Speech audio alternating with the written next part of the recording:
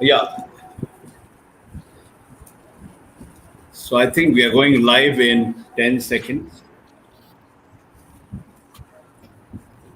When you say live, this isn't being, there's a group, there's an audience, but this isn't being telecast on a television station or anything like that, or is it? No, not really. I mean, what it means is that everyone who is registered is going to get access to it, and those who are following us on YouTube, Facebook, Twitter. So essentially, the wider audience, everybody has an access. So And to the how many online, people, yeah, how many please. people are registered for question, to be interacting with us? So around 200 or so, which is quite this thing. And then there are a lot of people who will come in without registrations, as in, because we are also doing it on Facebook Live and all that. Yeah. All right. I think we will start now. Let Ambassador Wadhwa come in. Other people are trickling in. Yeah. All right. A very warm welcome to all of you. Good evening, India. Good morning, America. Good afternoon to people in other geographies. Excellencies, distinguished panelists, friends from India and all over the world, ladies and gentlemen. Welcome to today's panel discussion entitled Quad the Power of Four, Reshaping the Post-COVID World Order. We are live streaming this webinar on multiple platforms, Facebook Live, YouTube, and Twitter of India Rights Network. If you have difficulty in accessing it on any one platform, you may move to another platform. My name is Manish Chand. I am founder and CEO of India Rights Network, an India and the World magazine, media publishing and research platforms focused on international affairs. We also publish India and the World, a magazine journal that has carved a niche among the diplomatic and strategic community in India. We have set up Center for Global India Insights, a think tank that focuses on geopolitics and actionable foreign policy analysis. During this entire pandemic period, we organize webinars on different reasons and themes. Uh, we organized webinar on India-Africa relations, India-US relations, G7, Bangladesh, Talibanization of Afghanistan, among others. These webinars have been marked by the participation of eminent speakers and unfettered discussions. We hope that our webinar today on Quad, the future of Quad, will live up to our reputation and raise the bar for informed discussions on foreign policy issues. Dear friends, we are meeting at a time when the world order is under enormous stress and is rapidly mutating, generating new alignments and realignments. The Quad, the four-nation plurilateral grouping comprising four major democracies, including India, United States, Japan, and Australia, is the product of this prolonged geopolitical churning.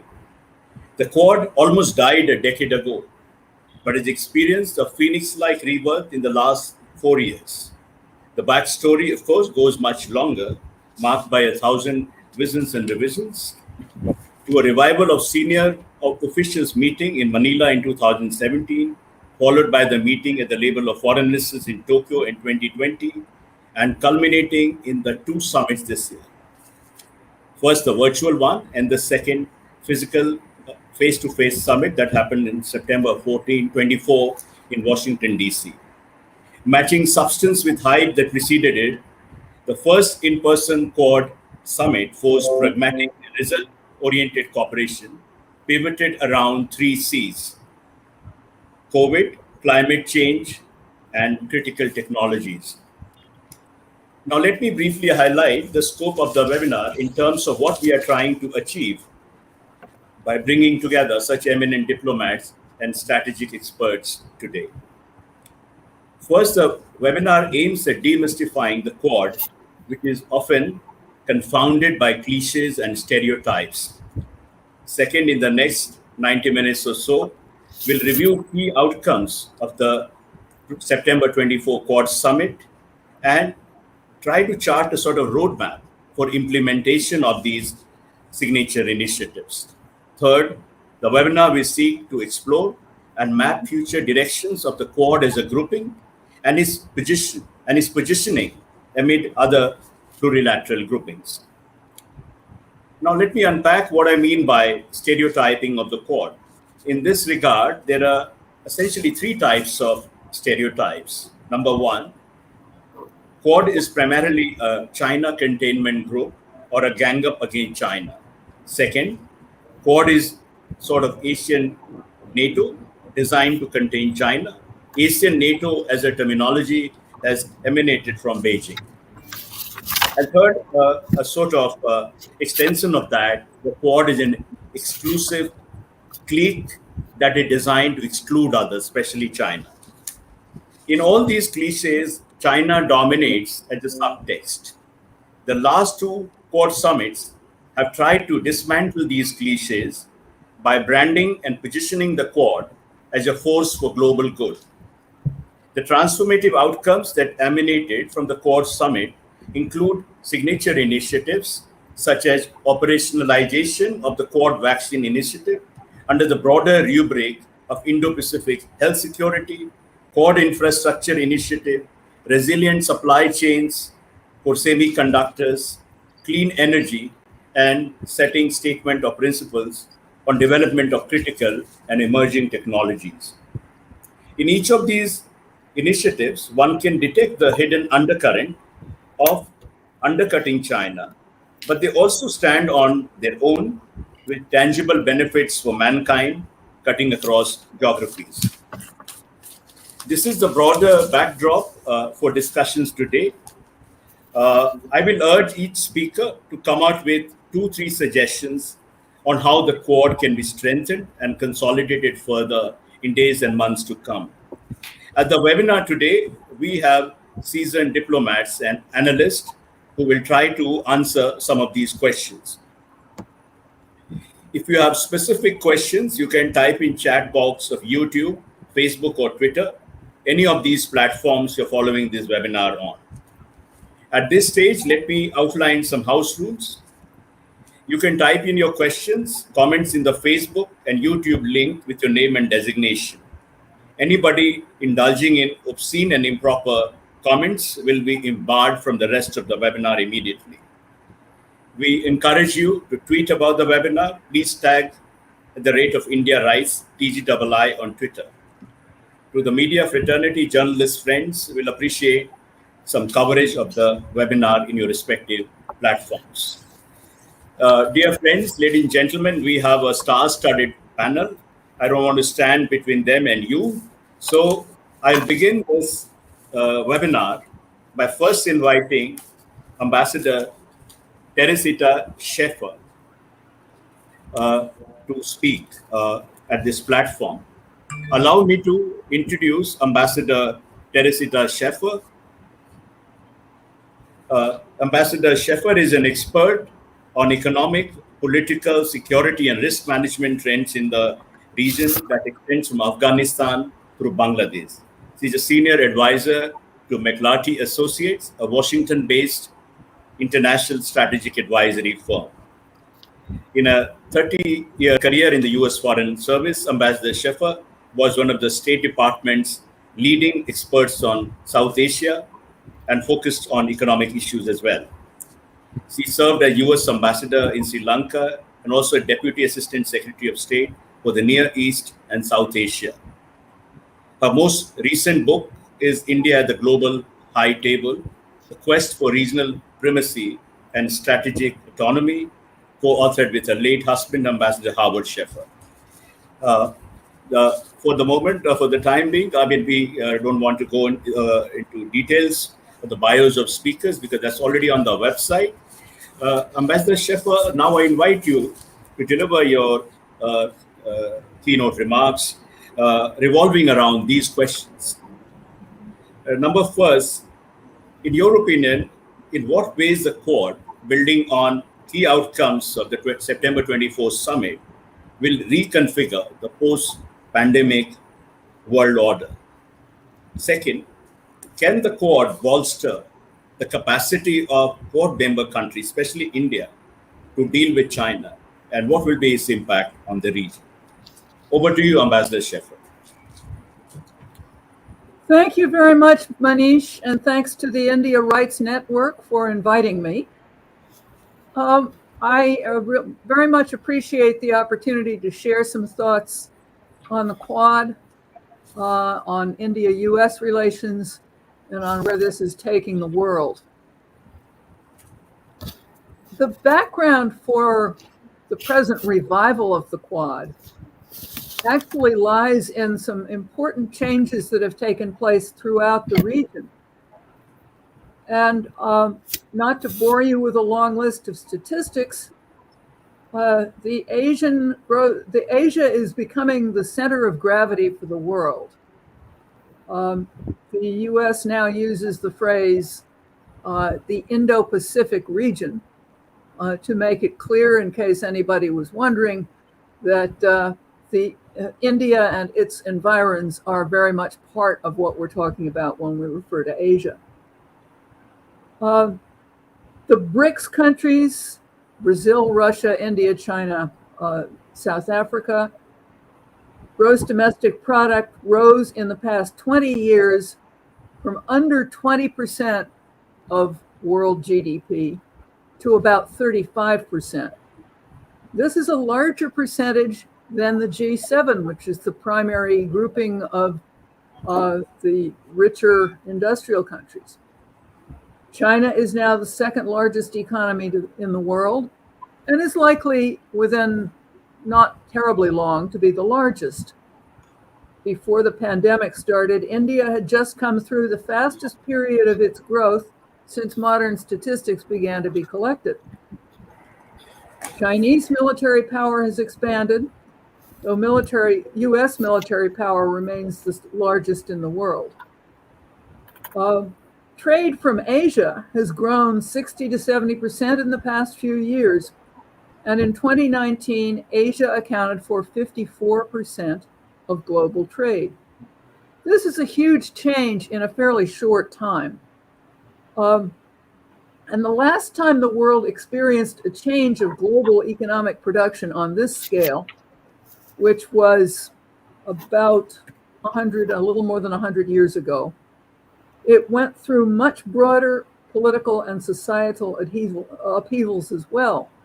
2 world wars, revolutions in the countries that acquired communist governments, and a Great Depression. Decolonization and the birth of a large number of newly independent countries followed in the decades after World War II. I don't want to suggest that this economic progress is the only reason for these changes. There are plenty of other contributors, but in the sweep of human history, change on this scale has multiple consequences.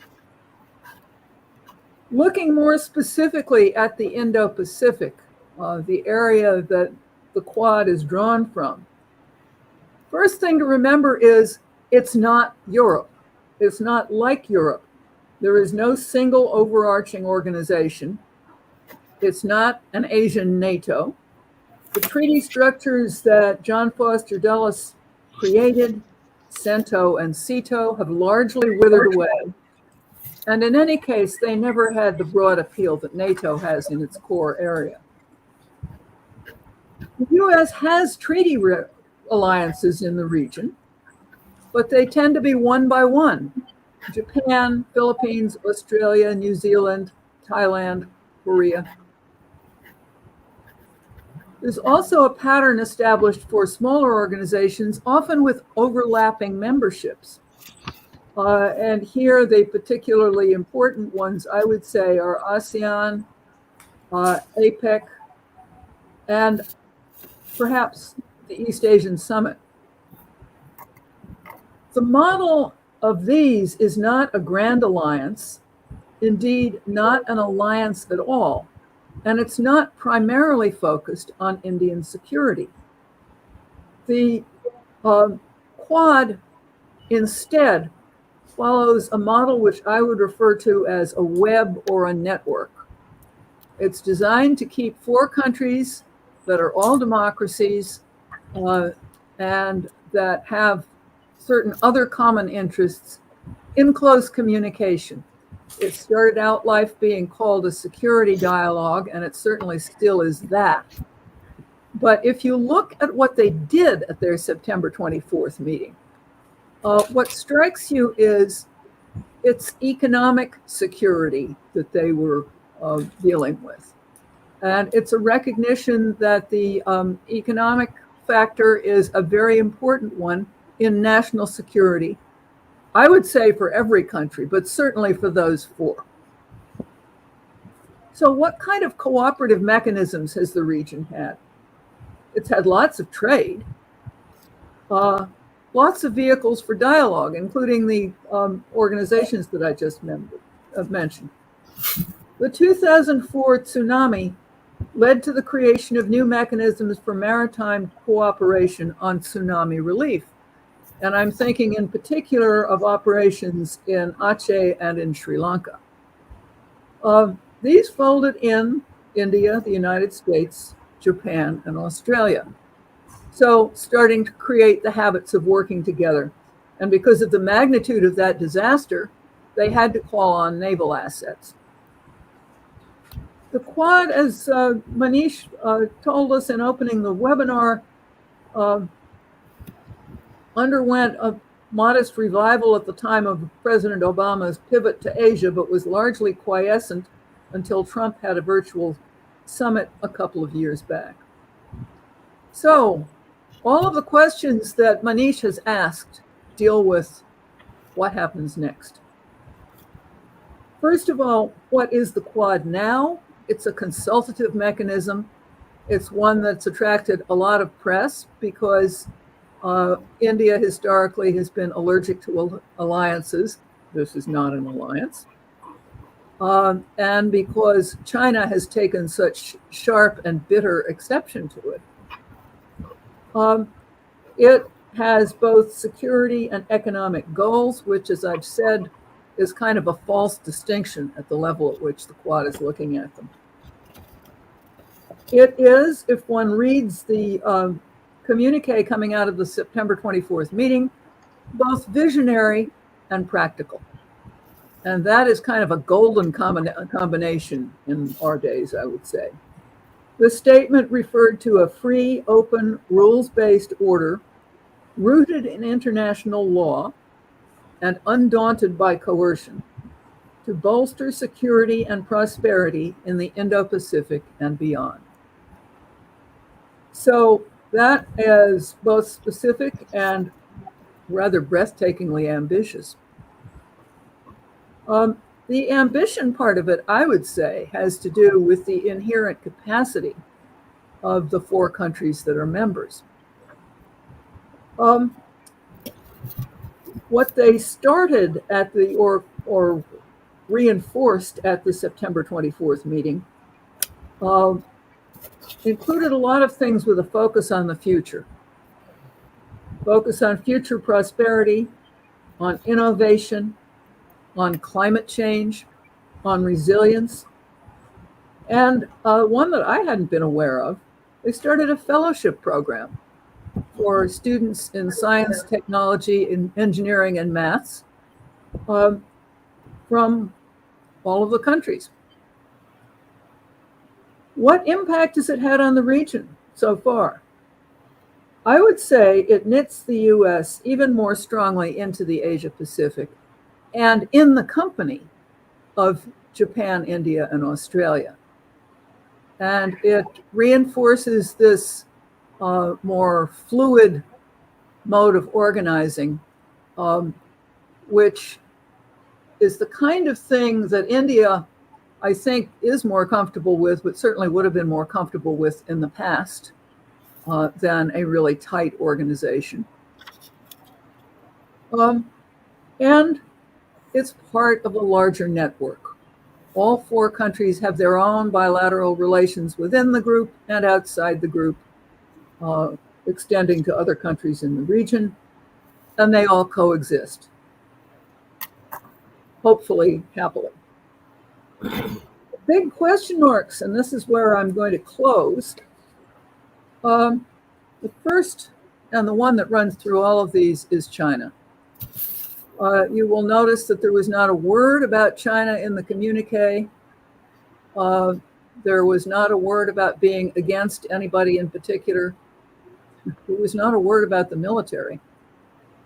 But in meetings I've been at, and I think this has been the experience of other people on this panel, Chinese representatives find it very objectionable. Not because of anything the Quad has done so far, but because they see a subtext of containment of China, and that is a subject on which they are quite neuralgic. And it is true that the Quad has picked up themes of human rights and freedom that it articulates in ways that we in the member countries are all very familiar with, but that China finds noticeably different from the way it addresses those issues insofar as it does. So it will take some diplomacy to sidestep China's responses, which I suspect will be aimed at individual countries when you get to the more muscular responses. I'm an optimist about the economic prospects of the region. However, a lot of that depends on whether the region can get past its strategic mistrust. I think it will strongly reinforce the trends that were already very much part of the US-India relationship.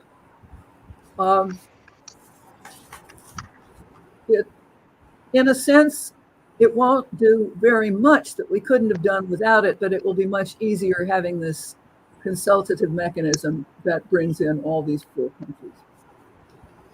A lot of the question marks about it relate to the difficult relations that a bunch of countries currently have with China, starting with my own country, including India, including Australia, including Japan.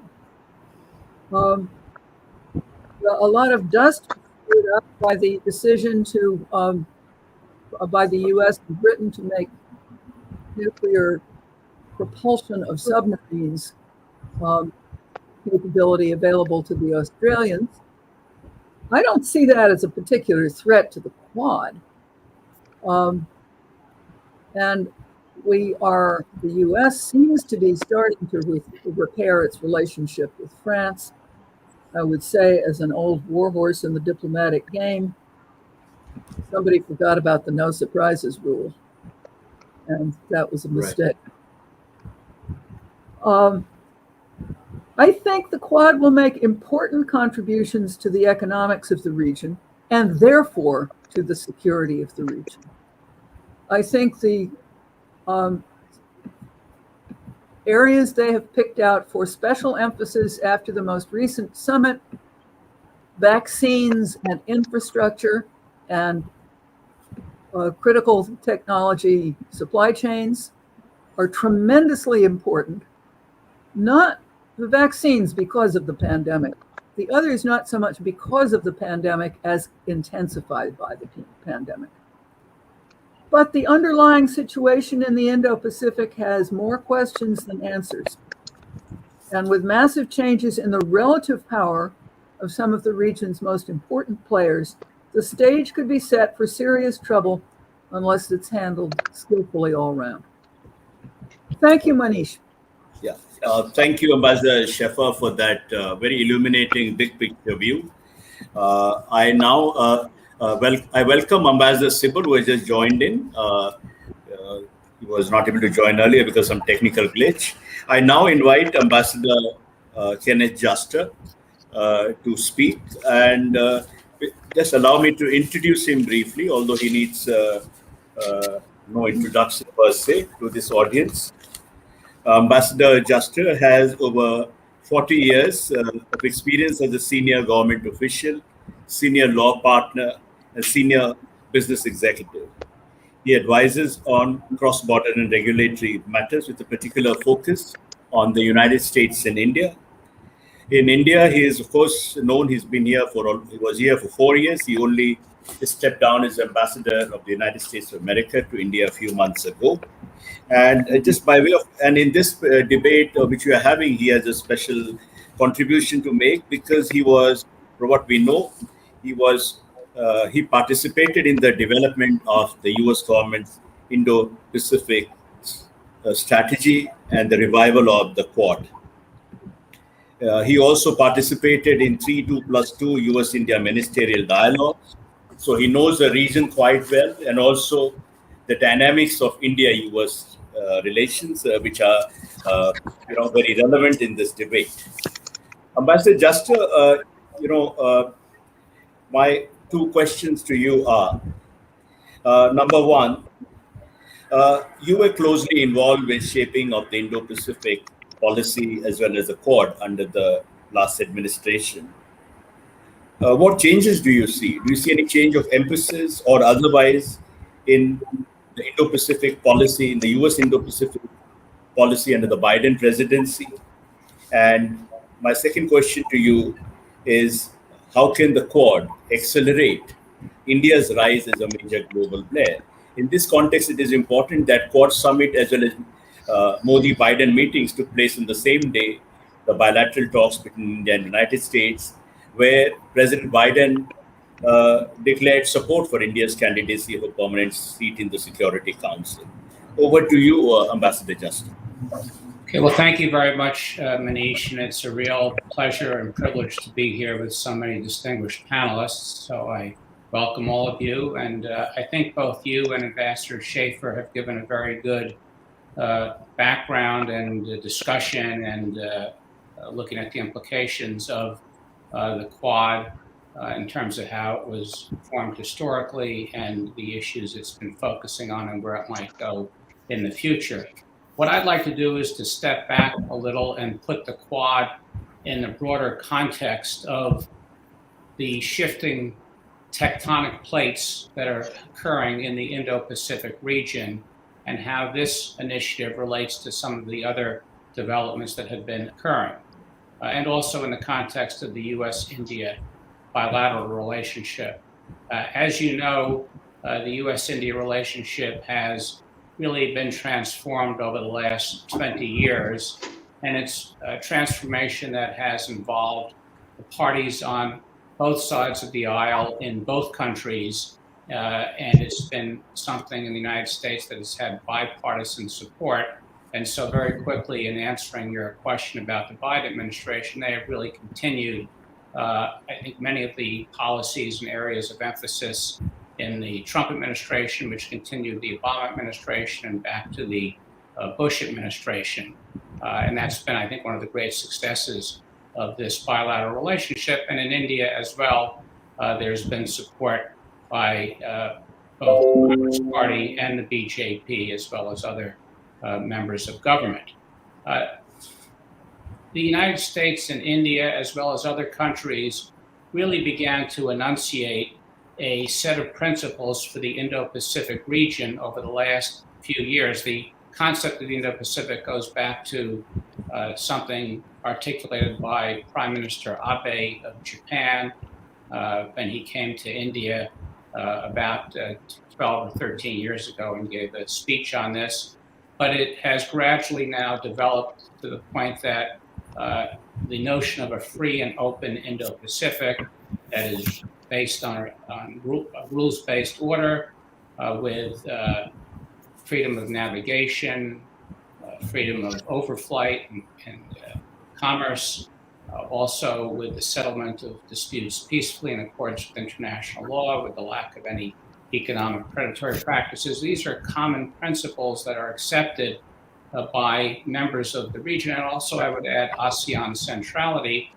But we're now in the process of trying to build out the architecture to support these principles. And I would say that the Quad is one very important manifestation of that. But I want to put it in the context with some of the bilateral and trilateral relationships that have been forming in this region, with the recent announcement of the Australia, United Kingdom, US enhanced defense relationship, with something that China did right after that by saying that it wanted to join the Comprehensive and Progressive Trans-Pacific Partnership Agreement, and also in the context of the US withdrawal from Afghanistan in, frankly, somewhat of a chaotic manner, and how these come together and where I see them going. These are all independent and yet very much related and even complementary pieces of building out this architecture. As has been stated, India and the United States have had a strong bilateral relationship, and there's been a key defense and security component to that, as well as economic, environmental, space, oceans, across the board. But India has been involved in other enhancements of the bilateral relationships with Japan, with Australia, trilateral groupings. There have been military exercises on a bilateral and trilateral basis. So all of that has been strengthening India's position in the region and the concepts of a free and open Indo-Pacific. The Quad, which as has been mentioned, first originated in response to the tsunami of 2004, but then really dissipated in 2007, 2008, and largely in response to objections from China that this was a grouping that somehow was seeking to contain China, was resurrected in 2017 at the working group level. And then we had two in-person ministerials in 2019 and 2020. We also had in the last administration trilateral summit among the United States, India, and Japan.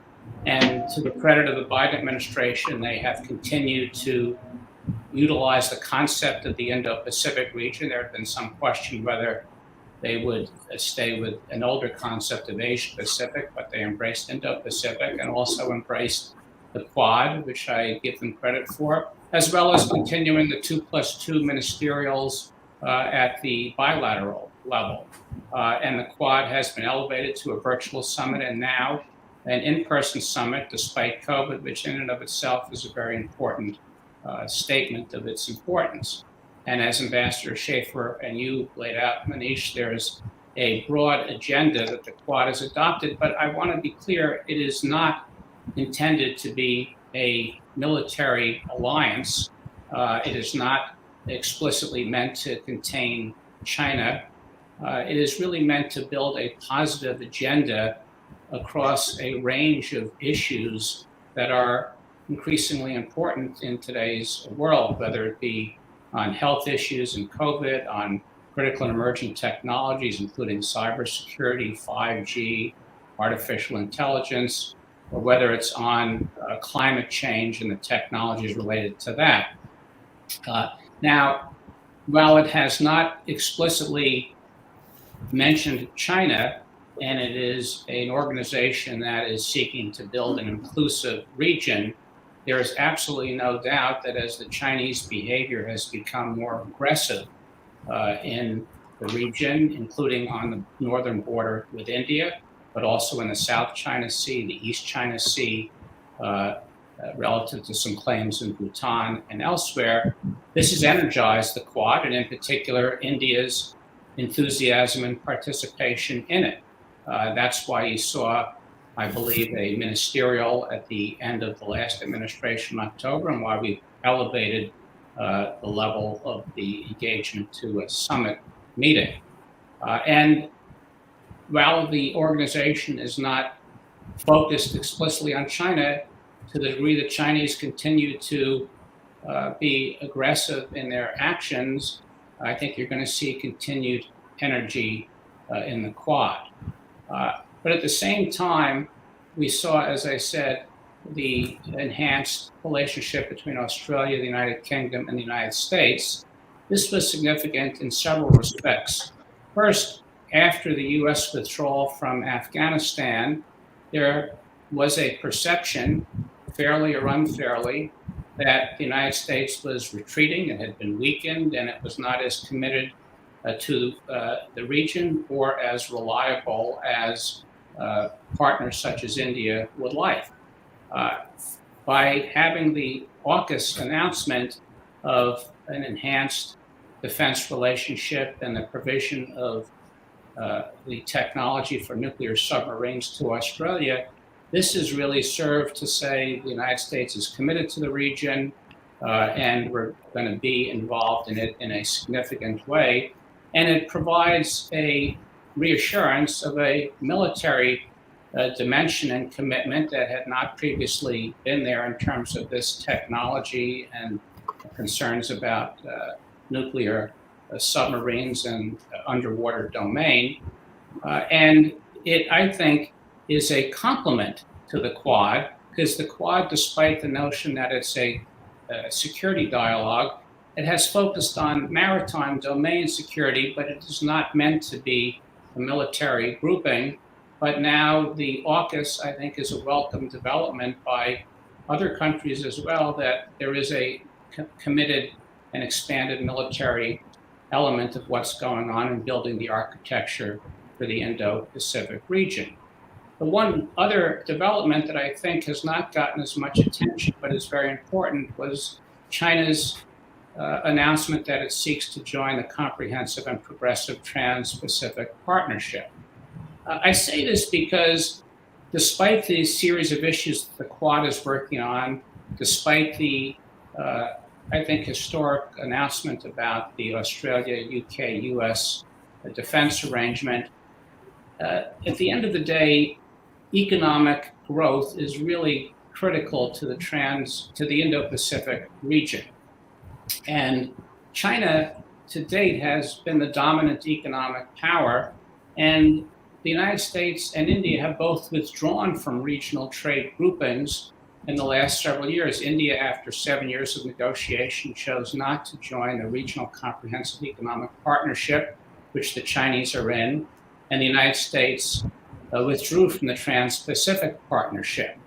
The problem is that this leaves the economic domain largely to China, both in terms of setting the rules for regulatory standards, for developing the supply chain relationships, and for continuing to be the key economic player, which leads to broader strategic power, in my view. And this is something that the United States and India need to pay attention to for several reasons. First, despite their own strong bilateral economic relationship, it really does not fulfill all of the potential that exists between the two countries. And it needs to continue to grow. And there has been discussion or consideration from time to time of a bilateral investment treaty or a free trade agreement, but these have not materialized, nor have India's efforts to negotiate such an agreement with the European Union. And negotiating these agreements is a long and complicated process and takes many years. And even if one or two emerge, it's not going to have the same regional impact as being part of RCEP or TPP, the two regional trade pacts.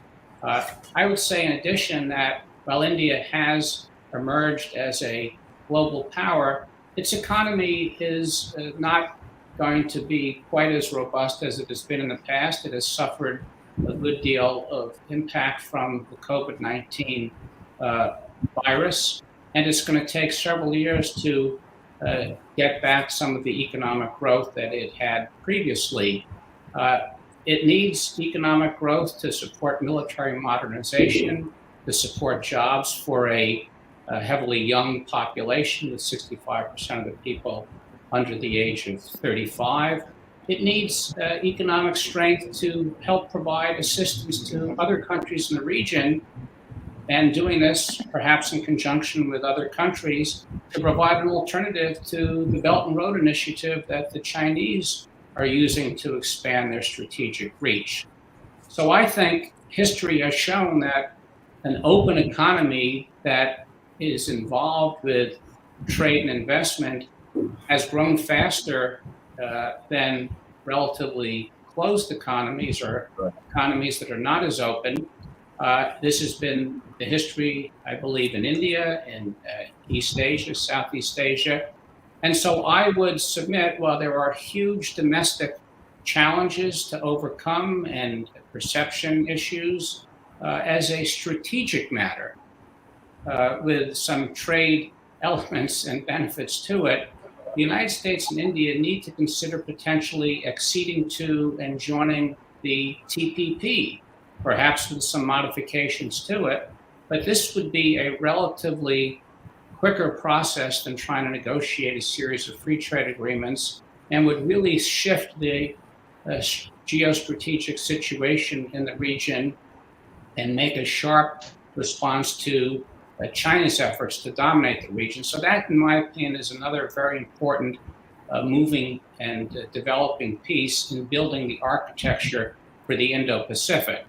Right. Let me just conclude with one or two points about where the Quad might be going. As I said, it's an organization that is building from the ground up. It has now agreed to annual summits. It does not yet have an institutionalized process in terms of a secretariat. That may come over time, but I think you'll see it expanding in several ways. First, its issue agenda has not just deepened, but expanded at this recent summit meeting. We may see the temporary pauses they try to consolidate, but continued efforts to grow the issues that they look at. You may see Quad Plus arrangements on certain issues. So they may bring in a South Korea, a New Zealand, maybe even a member of ASEAN such as Vietnam. They may go out of region and have the UK or France involved in certain matters. And you may see an expansion in terms of the participants so that it's not just a governmental grouping, but you may get business officials involved, you may get health experts, you may get other technical experts, business leaders, as I said. So there are ways the Quad will continue to evolve. I don't think it'll, in the near to medium term, become a military grouping, but anything's possible over time. But I think that will be left more to bilateral dialogues, trilateral dialogues, groupings such as AUKUS. But I think we need to really also give attention to where we go economically. I don't think the Quad is going to form a economic grouping. It will work on select issues, but the countries need to consider getting into a regional grouping such as the TPP. So let me stop there, and I'd be pleased to take some questions later on. Thank you, Ambassador Juster, for bringing out the nuances and also outlining the scope of the scope of the Quad. And a very important point, which you made towards the end about this confusion about the security, that whether the Quad is a security grouping or an economic grouping. Quad is many things, and it's a work in progress. We'll come to some of the questions raised by your remarks later. Now I invite Ambassador Sibal. Allow me to introduce Ambassador Sibal briefly. He's a former Foreign Secretary of India and a well-known commentator on foreign policy issues. Ambassador Sibal served as India's ambassador to Turkey, Egypt, France, and Russia, among other countries. I now invite Ambassador Sibal to address two or three linked questions.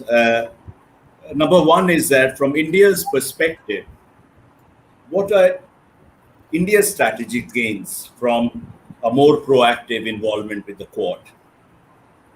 And the larger question looking ahead, that do you see the Quad acquiring greater salience in India's foreign policy calculus? Because there are a lot of skeptical voices within the Indian strategic community and the security establishment. So how are we going to negotiate our engagement with the Quad and other relationships? And you have around 8-9 minutes. I forgot to mention the time limit to the previous speakers, but I mean, I hand it over to you. Over to you, Ambassador Sibal. Well, thank you very much. Can you hear me? Yeah. Okay. I think Ambassador Juster has outlined very well and very comprehensively what was the momentum behind the Quad and how it has developed and what are the future prospects. From India's point of view, there's a lot of noise somewhere. I don't know where this is coming from. I don't hear that noise. I mean, is that some? Okay, maybe at your end. No, there's no doubt that Quad serves India's strategic interests because we have in the Quad countries which are important internationally. United States, of course, is the foremost global power. And in the East, Japan is a very, very major player.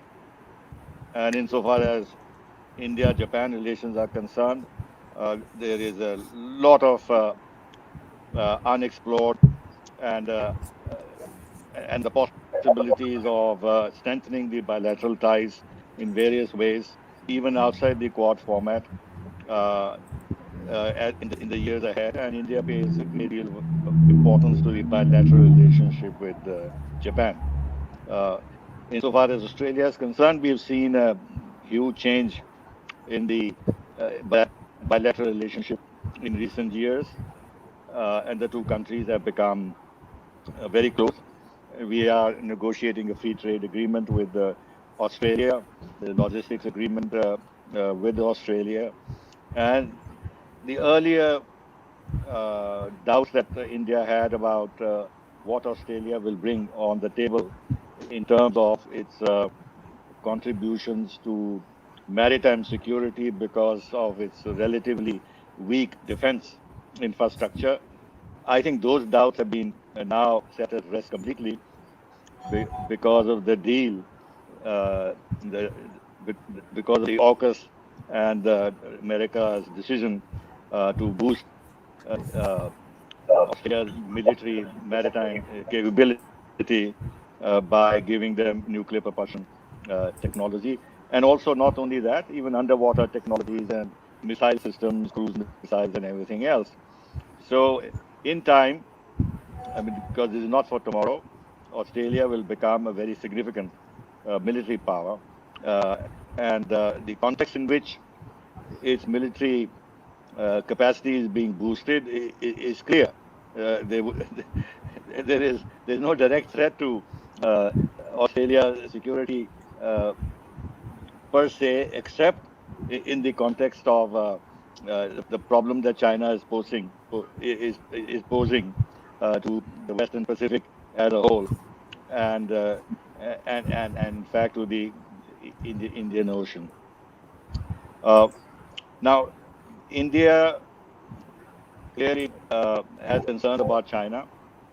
Uh, we have now uh, very clearly understood that China's global ambitions, its desires for hegemony in Asia, its activities in our neighborhood, the relationship with Pakistan, tomorrow its BRI, I guess, extended to Afghanistan, its deepening relationship with Iran, its activities in the Gulf and in the Eastern Indian Ocean seaboard.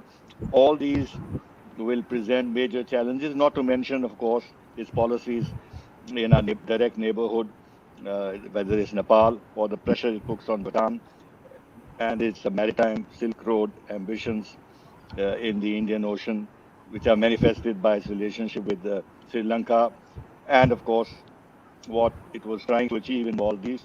And for the time, of course, they have received a rebuff. But it's not as if that chapter is fully closed.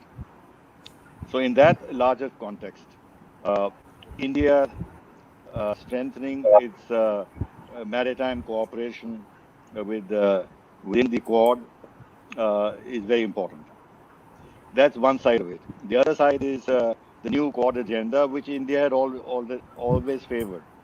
That rather than it being considered purely as a uh, security framework, which would then give ammunition to China to talk about an Asian NATO and try to create mistrust in the ASEAN countries towards this new formation, and use the argument that ASEAN is being sidelined and ASEAN's earlier role, as being central to the emerging Asian security architecture was being weakened, which is why uh, two things. Uh, India and other partners are emphasizing the centrality of ASEAN, because if ASEAN uh, becomes seriously divided over the issue, then the Indo-Pacific strategy cannot work as well as we would uh, like it to. And uh, and secondly, as was mentioned, we have in mind that in due course we would also include within the larger Quad framework certain other countries, uh, which also have serious concerns about China, whether it's Vietnam or Indonesia or for the Philippines. Now that door has to be kept open, which is why the whole issue of ASEAN centrality becomes important. Now beyond that is the India's larger view that the Quad countries should have a much broader agenda, because the security situation can change. One is never very certain about how much a single issue will help consolidate the Quad as a grouping. But if you have a much wider agenda, which now covers vaccines and climate change and critical technology and climate issues and infrastructure and cybersecurity and space and education, which then greatly broadens the interaction between the four countries, and then in time will meet the needs of the Indian economy by forging the kind of alternative supply chains and development of technologies which will be very critical for India's growth going ahead. So in that sense, Quad is strategically important, both on the maritime side as well as on the economic side.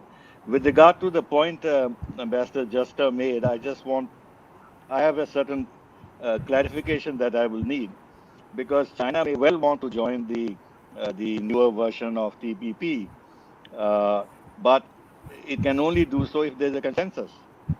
If Japan and Australia are also willing to go along. Now, of course, China is a member of the RCEP, but for all the countries in the region who are members of the new TPP to agree to China's membership, which has been proposed with a very strategic aim of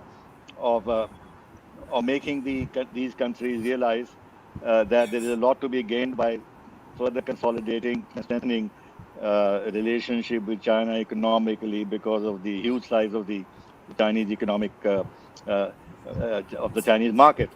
But I don't think it'll be easy going, because as it is, the United States had put pressure on Europe when it signed the CAI, that it was taking steps towards China, not in proper consultation with the United States. So I think the United States can certainly put pressure on Australia and Japan not to allow China to in a sense, bypass the strategy that is being developed of trying to curb China's ambitions.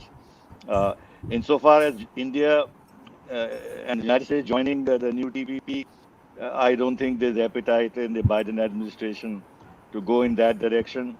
And for us, for the moment, the important thing is to work with Europe to have an FTA and also solve our outstanding trade issues with the United States, and so as to boost India-US economic ties. So I'll conclude by saying that as we have seen from the last Quad summit, the rapidity with which the Quad agenda has been enlarged and deepened with full Indian participation signals that the Quad will continue to play an increasing role in India's strategic and economic thinking. Thank you. Thank you, Ambassador Sibal, for bringing out very vividly how Quad will complement and advance India's strategic objectives. Our next speaker is Ambassador Anil Wadhwa. Ambassador Wadhwa served as Secretary East in India's Ministry of External Affairs, has served as Ambassador to Italy, Thailand, Poland, Lithuania, and Sultanate of Oman. He's also a distinguished advisor, Vivekananda International Foundation, and he's written extensively on the Quad and the Indo-Pacific. Ambassador Wadhwa, in your remarks, you may like to address essentially, the surprise maneuver by President Biden just ahead of the Quad summit. He sprang a massive surprise by announcing the formation of AUKUS. Now, in hindsight, it looks like a very smart move, and a part of some sort of grand strategy, because somewhere in American scheme of things, AUKUS is supposed to do certain thing and Quad is supposed to do certain thing. How do you look at? Do you think AUKUS will impact the future of Quad? Is there a division of labor there, if I may say so? Over to you, Ambassador Wadhwa. Well, Manish, as far as AUKUS is concerned, it is not the kind of grouping that the Quad is, and that's very clear. In fact, our Foreign Secretary Harsh Shimla recently described it, and I can quote him. He described it as a plurilateral grouping of countries with a shared vision of their attributes and values. And he said that the four members have a shared vision of the Indo-Pacific as a free, open, and transparent and inclusive region. But on the other hand, AUKUS is a security alliance between three countries, and India is not party to that alliance. And so, from India's perspective, this is neither relevant to the Quad nor will it have any impact on its functioning.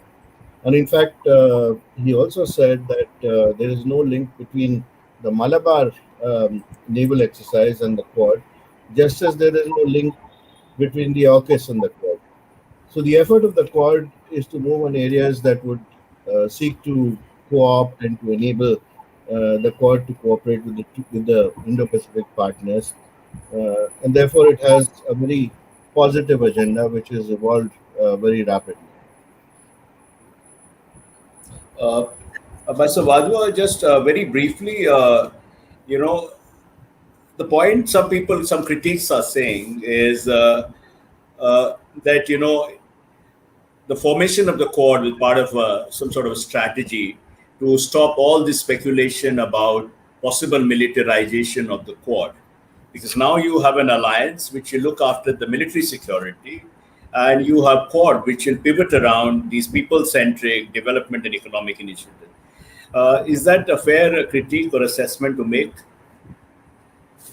Manish, actually, the Quad, has not been militarized at all. And if you look at how the agenda of the Quad has evolved, you've always seen that what the Quad has been trying to do is to ensure that the Indo-Pacific is not only better connected, but also free from the traditional threats. And that allows free movement of goods, of people, and ideas. And in ensuring this, international law is crucial. So the Quad is very firmly focused on partnership for a new order, if you can call it that. And then again, the evolving agenda of the Quad shows that it's actually a genuine democratic grouping of substance and salience, I would call it that, which is not a military alliance. And with the inclusion of Australia in the Malabar naval exercises, the security and the interoperability element, which is so important for maritime security for the Quad nations, has already been hived off from the ongoing regular activities of the Quad, while the information sharing network between the grouping continues to be refined and improved. So I think also what has happened is that the renewed focus on ASEAN centrality will help in calming the anxieties of ASEAN further, which actually wants very rightly to avoid a confrontation between the Quad and China, and having the situation where it has to choose between the two. So there is also a willingness to work with the EU, for example, in this regard. Another key development has been how the larger agenda of cooperation and development has been spelled out by the Quad. So that points to an effort to bring about beneficial engagement with the Indo-Pacific region. And I think the Quad will work as a stabilizing force with regard to the ASEAN institutions, since all four members are also members of the East Asia Summit. Right. Thank you for those very pointed and admirably precise remarks. Now, our next speaker is Professor Srikant Kondapalli. Professor Srikant Kondapalli is a well-known China expert He's professor in Chinese studies at Jawaharlal Nehru University. He is also an honorary fellow at Institute of Chinese Studies, Delhi. He has published many books focused on China, and he is one of our real big time Mandarin speaking experts on China. Delighted to have him on this panel. Srikanth, my questions to you are that there is so much talk about China because it is difficult to envisage Quad without China. China is a subtext. In fact, if one looks at all the significant initiatives emanating from the Quad summit, be it technology partnership, launch of infrastructure partnership, even the seemingly innocuous looking outcome, there is probably China is probably the subtext. Do you agree with that, although the joint statement or leaders have not mentioned China at all, but China is the driving force behind the Quad, or would you rather deconstruct that interpretation? Over to you, Srikanth. Thank you very much, Manish. It's really an honor to be with you in this roundtable presentation. The Quad September 24th joint statement mentions about the maximum number of times was on technology, 14 times, infrastructure 10 times, COVID-19 11 times. Then you have democracy only 3 times, ASEAN 4 times, the security issues 9 times, and it appears then the priorities are in that fashion. But significantly, the joint statement also mentions about the impact on regional security becoming complex. That's an indirect reference to China, and also mentions about the Quad members being daunted by coercion. A very strong word here from the Quad joint statement. Again, in the background of the Galwan incident between Aksai Chin and Ladakh, the issues related to 20 Indian soldiers being killed last June, and the continuing presence of the Chinese troops in Aksai Chin at an estimated 60,000 troops and continuing. In the light of all those, and just before the Quad meeting, the Chinese Foreign Ministry made a statement regarding Galwan, suggesting that it was the responsibility of India rather than that of China. The narrative that we had before was the Chinese have conducted 2 brigade level exercises and then occupied areas in Pankung So, Galwan, Depsan Plains, and other areas. But the Foreign Ministry statement, which of course India rejected, but that places India in the accusation point. Secondly, the Chinese also raised the 1172 resolution of the Security Council, which was passed by the US and China in the aftermath of the Indian nuclear tests. While the United States has changed its position with the 123 agreement and subsequently with the clean waiver in the IAEA, NSG, and other fora, the Chinese have stuck to their position in the 1172 and was reminding of that just before the Quad meeting. So from that point of view, it is quite clear that the China factor is coming up in the Quad. The reference to democracy was about 2 times compared to more times in the virtual meeting this March. So there is a relative decline in the word democracy. Although, of course, one shouldn't say that the Quad is not concerned about democracy and so on, because the kind of programs they laid down on 5G, space, cyber, but also rules to be formulated in this regard.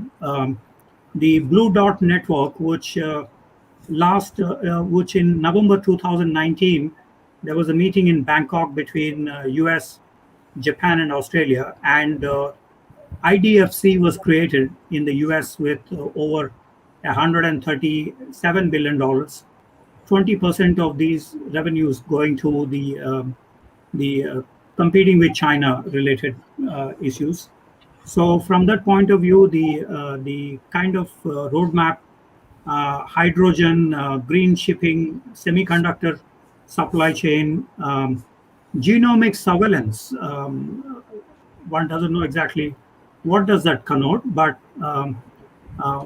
they did mention about the vaccine production and distribution, or $1 billion by next year. But genomic surveillance would also mean that technically also mean that to look at the virus is spreading, and because the Chinese have upped their ante by saying that the U.S. military was involved in the October 2019 World Sports Games in Wuhan, and have also accused the United States of involving in the bioweapons program. So there is that factor that needs to be kept in mind.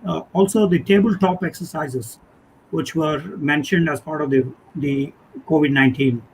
So from that point of view, I would say that the capacity buildup that is envisaged in the Quad meeting in various formats is beneficial, of course, to India. But Ambassador Schaffer mentioned in her opening remarks that Asia is the center of gravity of the world. I remember Mao Zedong mentioning in 1949 that China is at the center of Asian gravity. So it looks like China is losing all that gravity with the Quad momentum in various capacity buildup, renewals. So from that point of view, I do see China factor here. You look at supply chain resilience initiative, you look at the infrastructure, the Build Back Better World, the Cornwall meeting of the extended G7 meeting or others. China is everywhere in all of these discussion. Of course, it has not come up into open because of the obvious sensitivities and the opening statement in the Quad summit meeting mentioning about the daunted by coercion, a very strong word there. Manish? Yeah. All right. Okay, Srikanth, thanks for illuminating, the China underbelly, subtext of the Quad. Our last speaker of the day, last but not the least, is Dr. Satoru Nagao. Dr. Nagao is a fellow at Hudson Institute based in Tokyo. His primary research area is US-Japan-India security cooperation. He holds numerous other research positions, including research fellow at the Institute for Future Engineering and so many other places. He has authored many books and written many commentaries. Dr. Nagao, you are joining this discussion at a point today itself. I believe we have a new prime minister in Japan. We know who is the new prime minister of Japan, right? It was very unusual on part of President Biden to invite Prime Minister Suga, despite the fact that everybody knew he was on his way out, which just shows a very special kind of relationship between US and Japan. My primary question to you is that, do you think the kind of commitment we saw, Japan's commitment to the Indo-Pacific, and the Quad we saw, Quad of course is a recent development in its present form, but going back to Prime Minister Shinzo Abe, do you think it will continue under the new administration? Very briefly, around 6-7 minutes. Over to you. Thank you very much. It is a great honor for me to join and learn from these prominent officials and experts. And thank you very much for giving a chance to speak about Japan's perception. Yes, today Japan chose the new leader of the governmental party, Liberal Democratic Party. So many people in the world concerned about Japan's policy toward the Indo-Pacific. But about this, I'm sure to say there is no concern about this. Japan is consensus society, so role of the leader is indeed very limited. So every year we can change the prime minister, but policy will not change. So in this case, no worry about this. It's my answer. And it is honor for me to introduce Japan's perception for the Indo-Pacific. In this, in our perception, both Indo-Pacific and Quad, Japan was pioneer. Prime Minister Shinzo Abe's address in the Indian Parliament in 2007 introduced two ideas, even if he did not use the word exactly. Why he want to introduce this idea? In my opinion, there are three reasons.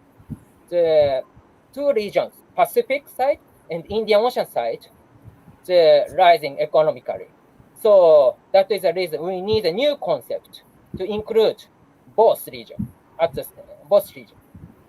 at the same time, China is rising. So Prime Minister Shinzo Abe thinks that this region should not be the China-dominated region. That's why we need Quad. So it is impossible to deny the China factor in the Quad, but Quad is a group of countries, group of great powers in the Indo-Pacific, except China. So that is the reason China factor is not China factor is most important in this case. And indeed, in the Quad, India's role is very important. View from Japan, US is former ally. And Australia is former ally of the United States. So there are plenty of chances to cooperate. So, but India is not former ally. India is new partner. So that is the reason why Japan needs a Quad. Is because we need India. So India is very important in the Quad. So view from such kind of the process to the image of the Quad, the security is the main part of the strategic cooperation like Quad. But if so, why the Quad summit focusing on economic security or infrastructure or the vaccine diplomacy? Because the most important factor is China's threat is threat of money. Without ample budget, China cannot modernize their military so rapid pace. Without ample budget, China cannot implement the Belt and Road Initiative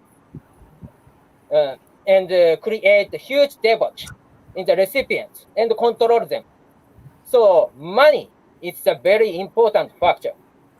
For a long time, China exploits the international rule and expand their influence. That is the reason the Quad need to focus the rule itself. In the rule-based society, who makes the rule is very important. But in this case, only China exploited, and other country cannot rise like China. That is not fair. So we need to talk. We need to set up new rule for free world. So economic security is very important to deal with China. And in this case, Japan's role is relatively big.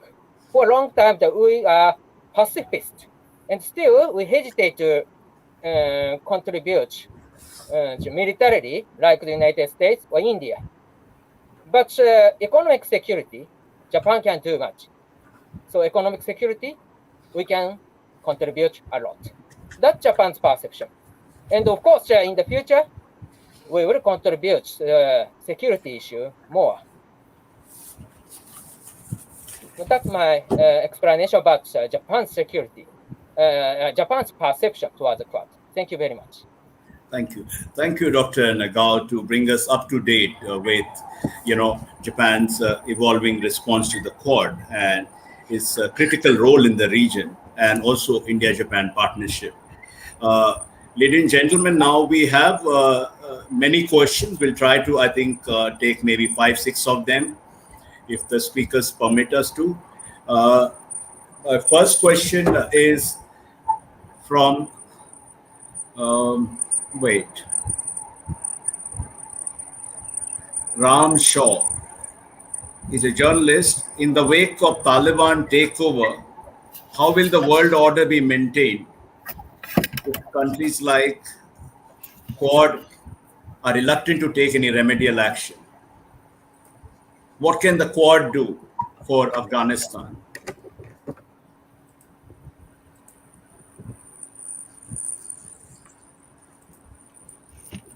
I would just say that this is an issue that's certainly on the bilateral agenda of the United States and India and their joint work in the area of counterterrorism.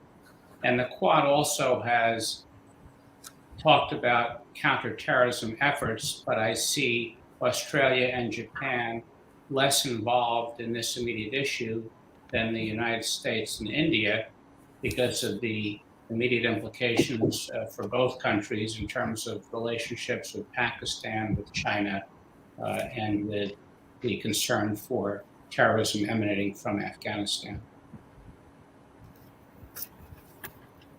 All right. Okay. The next question is again, this is for Ambassador Sibul.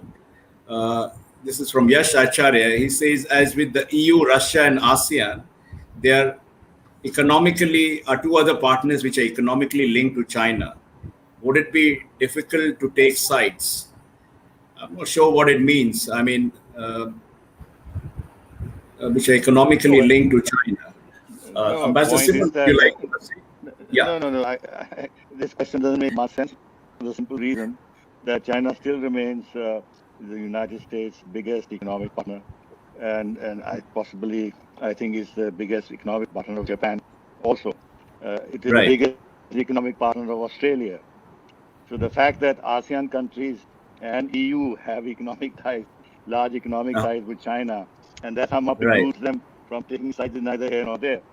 I think the European Union is beginning to understand the threat that China is now posing to them, to their economy, and to their global interests in various parts of the world, which is why they have now come out with a new Indo-Pacific policy. Of course, the attention from that has been diverted by the announcement of the AUKUS, and Quad, of course, is several steps ahead in terms of dealing potentially with the China challenge.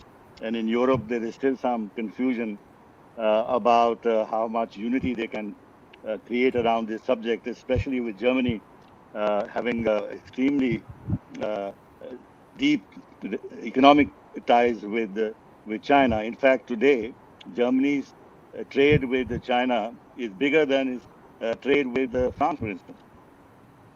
And the German industry would be very loath to lose the Chinese market. So a lot of work has to be done within Europe, and with some kind of a drift now in Europe because of the German elections and the uncertainty ahead for several months. There may not be a proper German government. European Union is not in a position to, I suppose, take their policy towards China forward in any concrete, measurable way.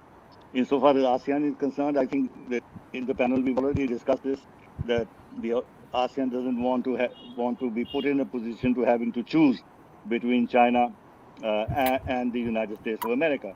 They want trade with China and they want security from the United States, but ASEAN also, individual ASEAN countries are beginning to feel more and more concerned. And there is a potential for a Quad Plus in time to come if the Quad countries play their cards right and don't precipitate things. All right, thanks. But let me answer very, very briefly the previous question. I think where the Quad has to work together is on the recognition of the Taliban government, and this is not coming out very clearly. I think they have to consult with each other and make sure that the relative softness that the United States is showing towards the Taliban and Pakistan should not hinder a joint decision, which the Prime Minister has alluded to, of recognizing Taliban too prematurely. Right. Thank you. The next question is to Ambassador Sheffer. This is from Madhusri Das of Canada High Commission here. Has India's standing in the Quad acquired a more significant place? And do you think will the Quad expand in the near future? You have 2 minutes to answer this, 2-3 minutes max. I don't think India's membership in the Quad has put it in a different category in some sense for relations with the United States. In fact, I think it's the other way around, because the relationship with India had become so much more closer in the past few years. Moving to the Quad and to a more active Quad was a very natural progression of relations with the Indo-Pacific. What was the second part of the question? The second was about, will the Quad expand in the near future? Expand to new countries? Possibly.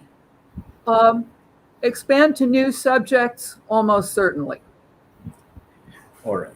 Okay. Thanks. Next question is for Ambassador Jasta from Yash Acharya. Your recent article, he asked, underscored the need to resolve CARSA issue with India. How willing or flexible do you think the Biden administration will be? This is outside the Quad, but you may like to answer. Maybe also address that question it was asked, that India is standing in the Quad. Very briefly, 2-3 minutes, sir. Over to you. Okay, well, first on the CATSA question, this is a complicated issue. What I have said is that on the acquisition by India of the S-400 missile defense system from Russia, which was really a done deal before the CATSA legislation was enacted, I don't think it makes sense for the United States to have the cloud of CATSA sanctions overhanging the relationship, and I've urged a waiver. I know that this is something that the Biden administration is actively considering and aware of. But I was not saying there should be a blanket waiver. I think that over all future acquisitions, I think the two countries need to sit down, the United States and India, and focus on India's overall relationship of purchasing military hardware from Russia and what the implications of that are for how much advanced technology the United States can send to India. India is free to do whatever it wants in terms of its decisions, but both sides should understand what the impact of that is and how to manage that situation. In terms of the Quad, I mean, I agree with Ambassador Schaefer that the solidity of the U.S.-India relationship has enhanced India's ability and confidence in being a member of the Quad. I would also, though, take the point that was made by our fellow Dr. Nagao, that the other three countries, the United States, Japan, and Australia, are allies. So having India as part of the Quad is very significant. And India, to a certain degree, has affected the speed at which the Quad has progressed. And the point I made earlier was that as China has become more aggressive, that has made India more amenable to the Quad moving forward in a more expeditious manner than it might otherwise have done so. Right. Could I make one further point on that? Yeah. I think it is significant in terms of the U.S.-India relationship. The Quad consists of three countries that are clearly developed countries, and India, which is pigeonholed as a developing country. This is a fairly unusual composition, and I think it says something about the way the three other members of the Quad look at India. All right, thanks. The next question is for Ambassador Wadhwa. The question is basically how the Quad will intersect with ASEAN and India's Act East policy.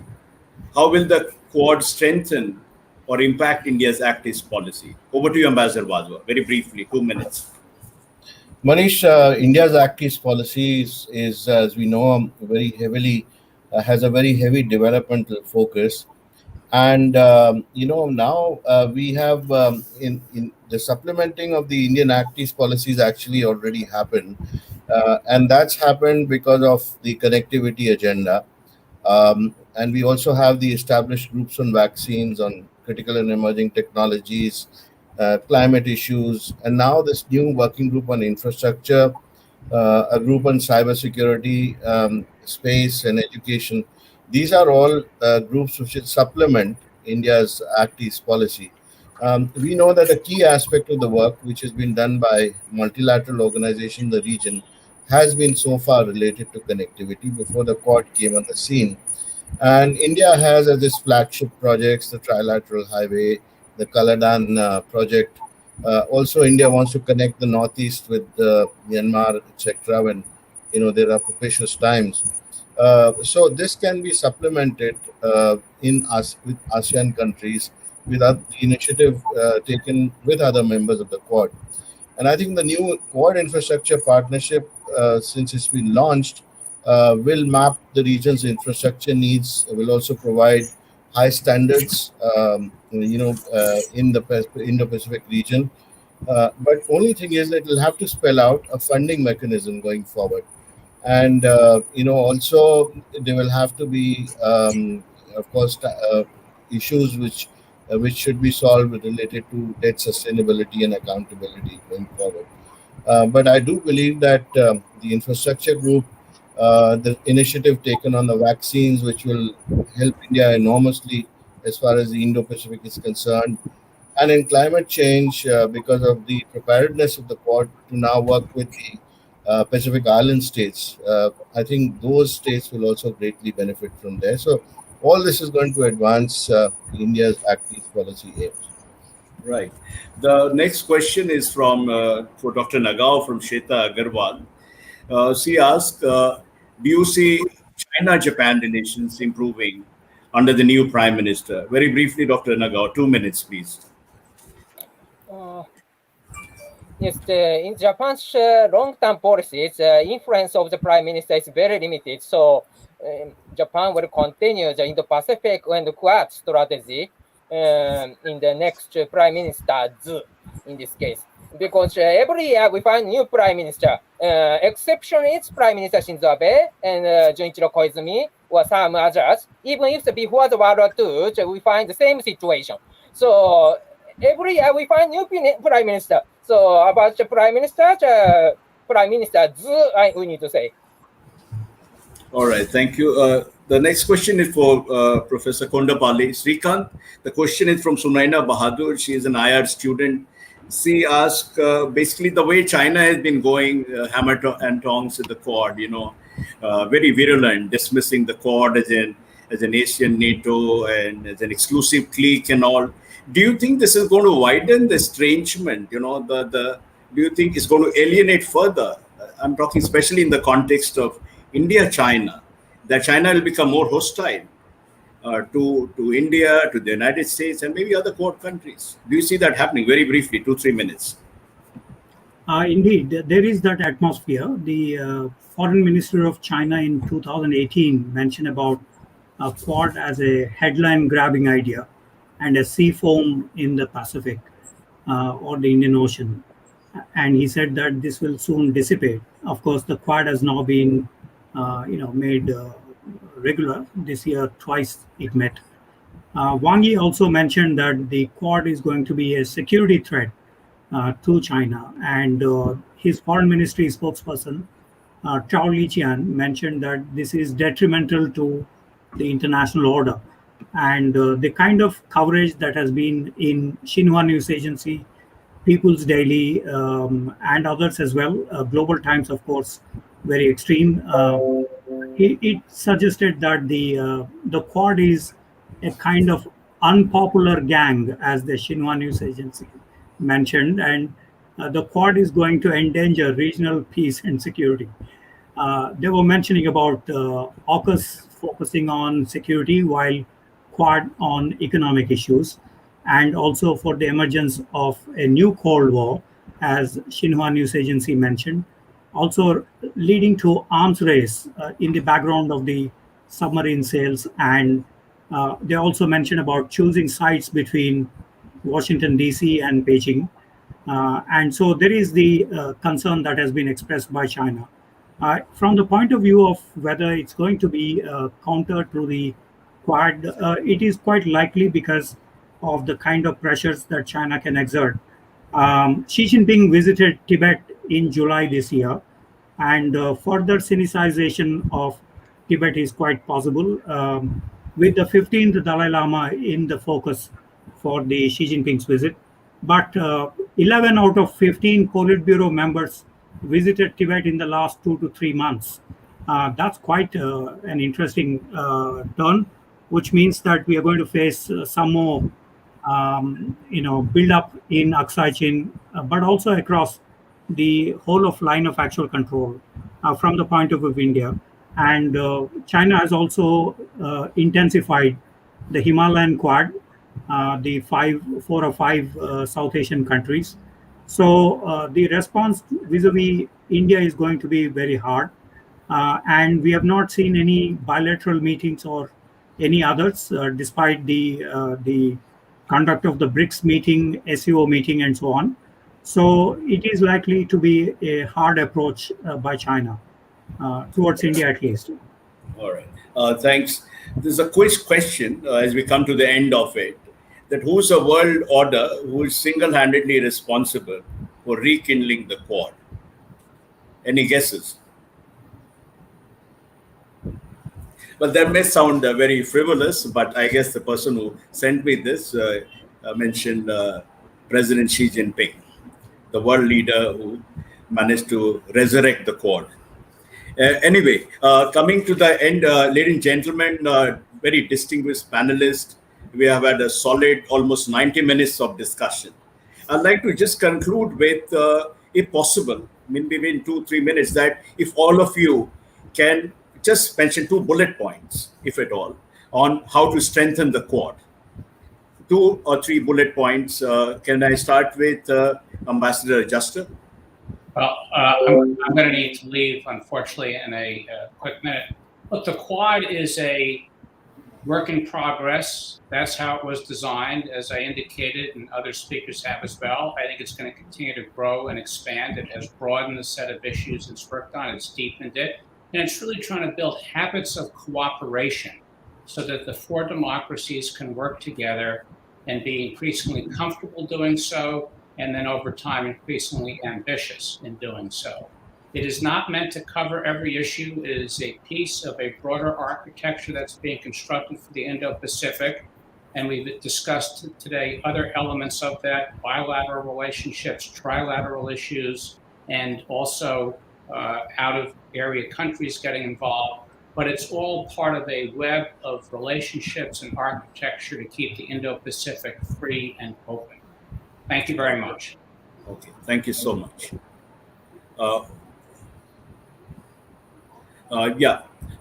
Anyone else want to venture out maybe a couple of suggestions before we conclude formally? Sure. Yeah, just very briefly, remember. Yeah. I think Do what they have undertaken to do. Sorry. My recommendation is the Quad do what it has undertaken to do. Right. Show visible progress in the areas that they singled out at the last meeting. All right. Ambassador Sibbal?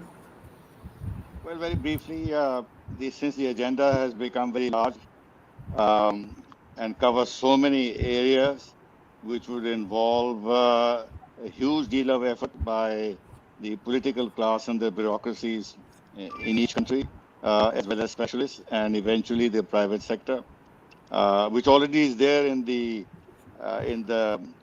decision on Quad fellowships. It is inevitable that Quad gets institutionalized, so that the agenda can be progressed in a systematic, sustained manner. Otherwise, everything will get delayed. Right. Faster implementation. All right. Mr. Wadhwa, you want to take a shot? Yeah, I just wanted to briefly mention that there will be a lot of work which will have to be done by working groups between the summits and the meetings of the external affairs ministers.